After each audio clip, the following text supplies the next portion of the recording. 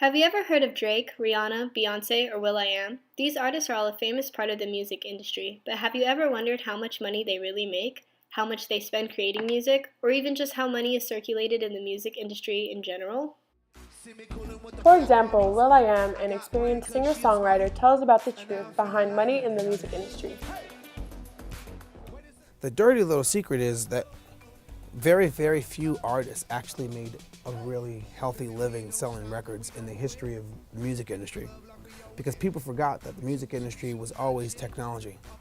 And people forgot that RCA was technology that Americans used in World War I and II. And then RCA became a consumer product, and then bought Victor's talking machine. And it also became our radio.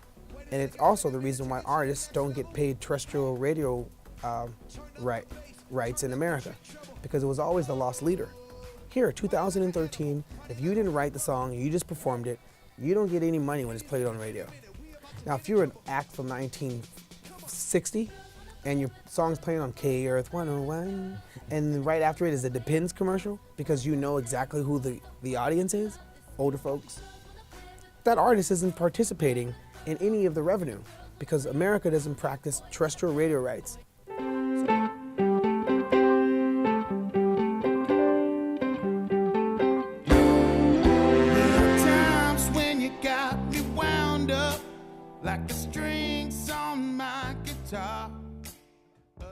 Mark Vasquez, the lead singer in a band called Insecure Alex, gave us insights on the cost of being an uprising musician.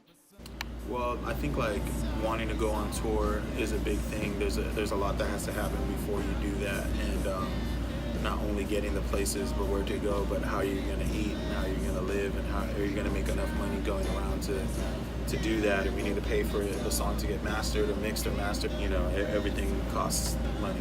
And we try to do everything ourselves, as far as recording, being in our own practice studio, having our own instruments. So we're very do-it-yourself mentality, but there's some things that you just have to kind of, get money for too. Some musicians choose to make a living from streaming income versus live performance. Take, for example, Lorde, a Grammy Award-winning artist from New Zealand known for her hit song Royal, among others. In 2012, she released her extended play debut, meaning a few select tracks for free, on a service called SoundCloud.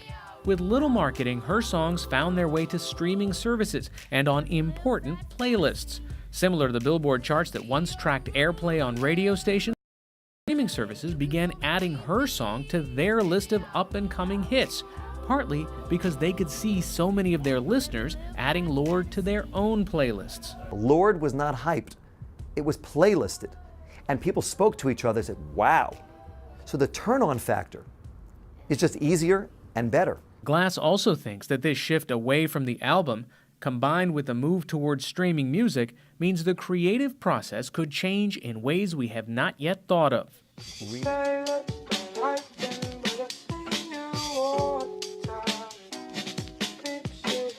Reppin' how I do it, honestly there's nothing to it. I just speak my mind to allow free flowing thought to pass right through it. Now my mind is... Carlos Damasio Villegas Chavez Martinez de Leon, also known as Kid Dami, is a young aspiring singer-songwriter that streams his music on SoundCloud like Lorde.